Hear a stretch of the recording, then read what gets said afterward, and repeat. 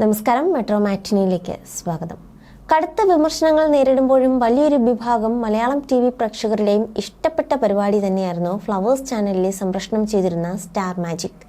മലയാളത്തിലെ പ്രമുഖ മിമിക്രി താരങ്ങളും സീരിയൽ താരങ്ങളും അണിനിരുന്ന സ്റ്റാർ മാജിക് വേദി വീടുകളിൽ തന്നെ ചിരി പടർത്തി എന്ന് പറയാം.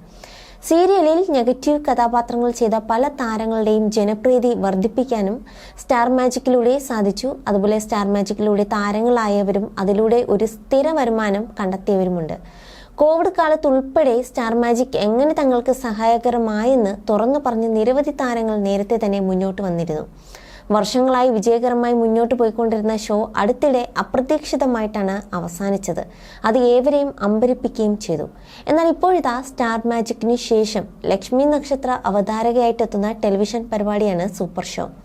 സി കേരളം ചാനലിൽ ആരംഭിക്കുന്ന ഷോയുടെ പ്രൊമോ വീഡിയോകൾ പുറത്തു വന്നിരിക്കുകയാണ്.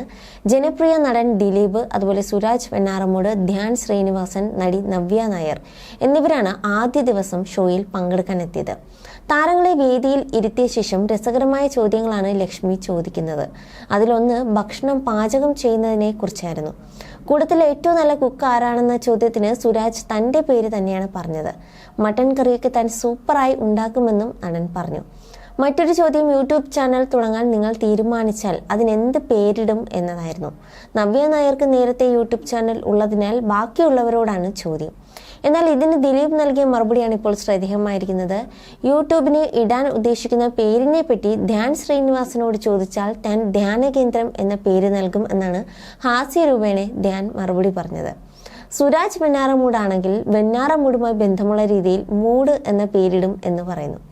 പിന്നാലെ ദിലീപിനോടായി ചോദ്യം, ഞാൻ സ്വന്തമായി ചാനൽ തുടങ്ങിയിട്ടില്ലെങ്കിലും എൻ്റെ പേരിൽ യൂട്യൂബുമായി ജീവിക്കുന്ന ഒരുപാട് ആളുകളുണ്ടെന്ന് നടൻ പറയുന്നു.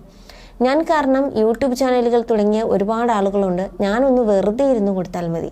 അതിലൂടെ അവരൊക്കെ ലക്ഷങ്ങളാണ് ഉണ്ടാക്കുന്നത്. ഞാൻ സ്വന്തമായി ചാനൽ തുടങ്ങിയില്ലെങ്കിലും ഇവരൊക്കെ എന്നെ കൊണ്ടുണ്ടാക്കുന്നതിൻ്റെയൊക്കെ ഒരു വിഹിതം എനിക്ക് തന്നാൽ മതിയായിരുന്നു. കേശു ഈ വീടിൻ്റെ നാഥൻ എന്ന് പറയുന്ന പോലെ ഞാനാണ് അവരുടെ ഐശ്വര്യം. അവരുടെയൊക്കെ അംബാസിഡർ ആണ് ഞാൻ എന്നും ദിലീപ് പറയുകയായിരുന്നു. അതിനർത്ഥം ദിലീപേട്ടൻ യൂട്യൂബ് ചാനൽ തുടങ്ങില്ലേ എന്നാണോ എന്ന് ലക്ഷ്മിയുടെ മറുചോദ്യത്തിന് താൻ അങ്ങനെയല്ല പറഞ്ഞതെന്നും യൂട്യൂബ് ചാനൽ തുടങ്ങുമോ ഇല്ലയോ എന്നൊന്നും പറയാൻ പറ്റില്ലെന്നും ദിലീപ് കൂട്ടിച്ചേർത്തു. വളരെ തമാശയുടെ ദിലീപ് പറഞ്ഞ വാക്കുകൾ വൈറലാവുകയാണ്.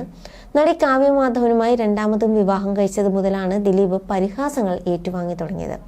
അതിനുശേഷം നടി ആക്രമിക്കപ്പെട്ട കേസിൽ ദിലീപ് ജയിലിൽ പോയതോടുകൂടി വിവാദങ്ങളും വിമർശനങ്ങളും കൂടി. ഇതുമായി ബന്ധപ്പെട്ട് നടനെതിരെയുള്ള കഥകൾ യൂട്യൂബിൽ നിറഞ്ഞിരുന്നു. ഇതാണ് പരിഹാസരൂപേണ ദിലീപ് പറഞ്ഞത്. You're watching me on metromatney.com. on metromatney.com. metromatney.com.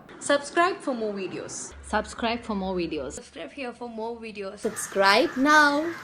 Thank you.